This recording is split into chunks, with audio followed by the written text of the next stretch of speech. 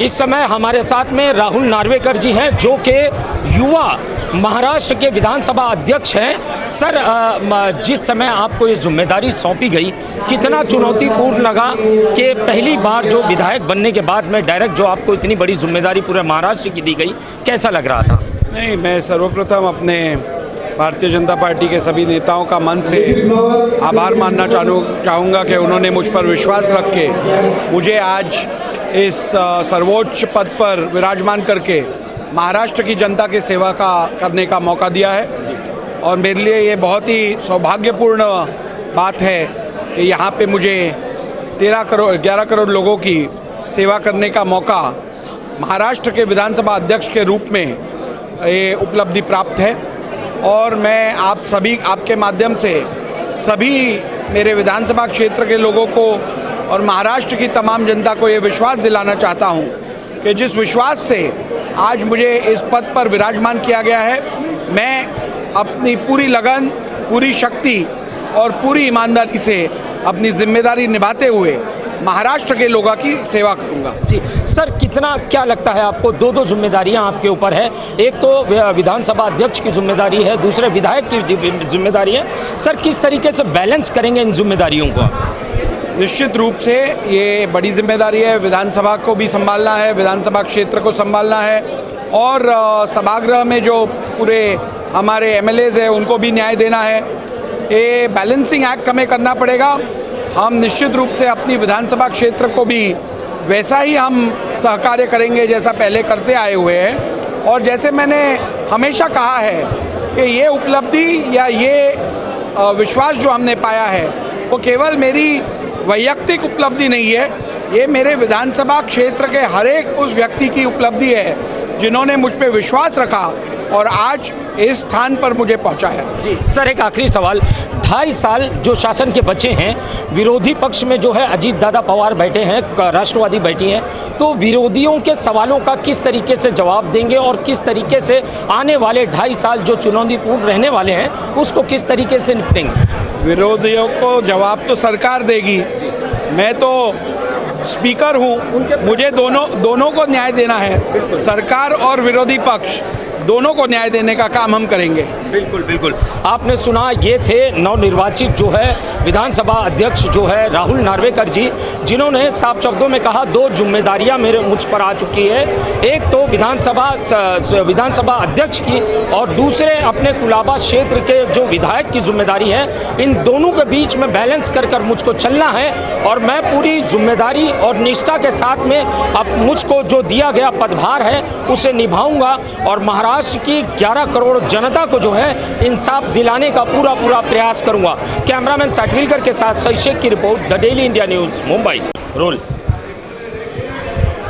इस समय जिस मंच पर मैं खड़ा हूं, आप मेरे पीछे देख सकते हो, तस्वीर लगी है राहुल नार्वेकर जिनको के महाराष्ट्र का जो है विधानसभा अध्यक्ष बनाया गया, उनके सम्मान के लिए यहाँ पे समारोह रखा गया था जिसमें के भाजपा के बड़ी संख्या में कुलाबा विधानसभा क्षेत्र के सभी नेतागण यहाँ पे मौजूद थे, जिसको के आयोजित किया था जनक जी ने। इस समय जनक जी मेरे साथ में हैं जो कि पूर्व नगर सेवक हैं और इस समय भाजपा के जो नेता हैं। जनक जी, आपके मन में ये विचार कैसे आया कि सर को बुलाकर यहाँ पे इस तरीके से सम्मानित करना चाहिए? भारतीय जनता पार्टी कुलाबा विधानसभा के आमदार चुने राहुल नार्वेकर जी, राहुल जी को 2.5 साल हो गए थे ये आमदार चुने हुए और वो कार्यरत थे। कोविड का ऐसा क्रिटिकल सिचुएशन था, 2 साल ऐसे कोविड के समय में गए, लेकिन एक ऐसा आमदार हमको लाभ मिल रहा था कि जिन्होंने एक दिन शायद घर पे नहीं बैठे होंगे और लोगों की सेवा में उन्होंने दिए।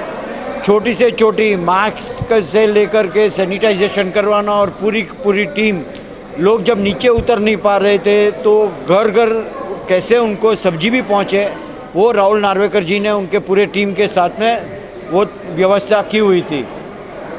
उनके बाद जो सरकार चेंज हुई और जब भी एकनाथ शिंदे साहब की और देवेंद्र फडणवीस जी की सरकार जब आई तो सबसे पहला ये सरकार ने काम किया कि राहुल नार्वेकर साहब को, जो इसी क्षेत्र के कुलाबा विधानसभा क्षेत्र से आमदार चुन करके आए हुए, उनको अध्यक्ष बनाया।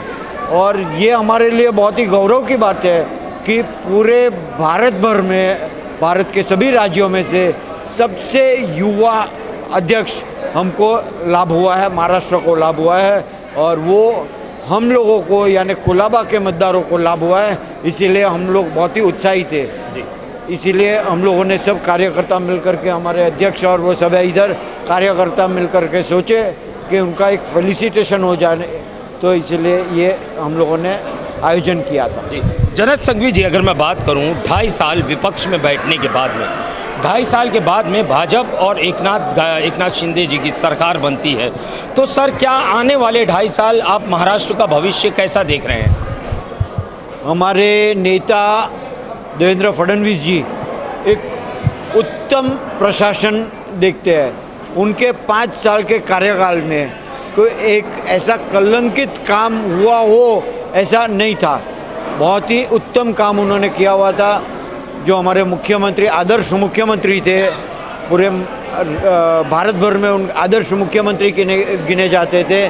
और जब भी ये मौका मिला तो कैसे त्याग और बलिदान कैसे होता है, उसकी एक उत्तम मिसाल है देवेंद्र फडणवीस जी।